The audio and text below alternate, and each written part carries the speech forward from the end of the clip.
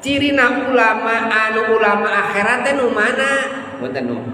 Nah anu sorbana, anu udengna, deh pan urang soalnya tampilan nya anu gamis. Ciri ulama sur Al-Qur'an innama yakhshallah min ibadihil ulama. Pastina jaminu sieun ku Gusti Allah eta ulama. Profesor, doktor, kadang tengah sorban, kadang kopiah, kadang kotak we. Tapi anjeunna sieun ku Gusti Allah, ulama eta teh. Cirina nu sieun ku Gusti Allah. Sok sanaos nganggo sorban, nganggo udeng, tapi eueuh sieun ka Gusti Allah. Lain ulama. Gawe nu ngajak perang, nyalah-nyalakeun batur, lain ulama.